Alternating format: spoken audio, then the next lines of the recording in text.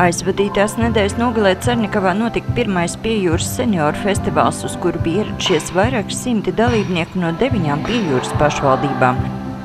Jūra krāts un vēji kurš, priekos bēdās pāriet mūž.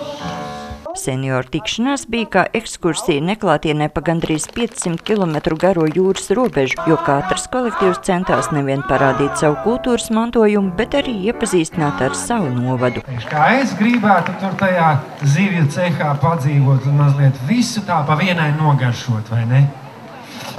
Garāko ceļu mērojušas Ņiprās rucavnieces, kuru pacietību jau otro nedēļas nogali pēc kārtas pārbauda Latvijas ceļu, tomēr optimisms tāpēc nesot zaudēts. Rucavnieki ir darbīgi. Ja viņi kaut ko izlemj, tad viņi arī to darbiņu noved līdz galam. Un nekādas grūtības arī mums līdz ar to tas nesastāv. Kaut vai tas tālās ceļš, ko mēs braucām, mums ir 12 luksafori līdz novadam, bet tas viss ir pārvarams, jo mēs skatāmies uz priekšu. Es domāju, pēc tiem 2 gadiem kāds skaists ceļš mums būs. Nebūs kauns no kaimiņiem lietuviešiem. Ja, un tā. Te jūs tad optimisti? Mēs esam optimisti, jā. Gan darbos, gan arī sadzīvē, gan arī tradicionālā kultūrā. Mēs cenšamies kopt visas senās tradīcijas no sirds.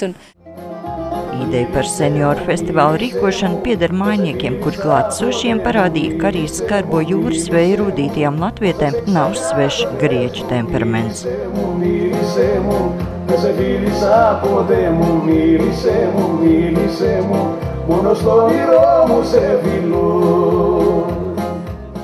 Es domāju, tikai tā var izdzīvot, jebkuras laikas tā bija, ja cilvēki dejo un dzied, viņi tad smaida. Protams, tas uzreiz dod prieku un miers un spēkus. Festivāla programma bija piesātināta arī ar dažādiem pasākumiem un ekskursijām, un tā noteikti nebūšot pēdējā tikšanās.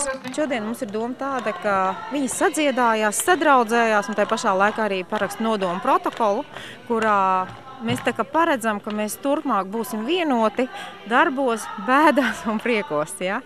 Kad kopā lemsim varbūt kādus kultūras jautājumus.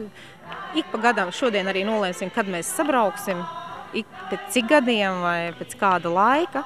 Un nākošie, kuri organizē šādu pasākumu, viņi dabūs no mums mantojumā līdz šo karogu.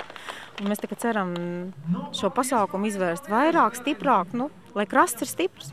Sandra Leitāna, Andris Pāns, TV Spektrs.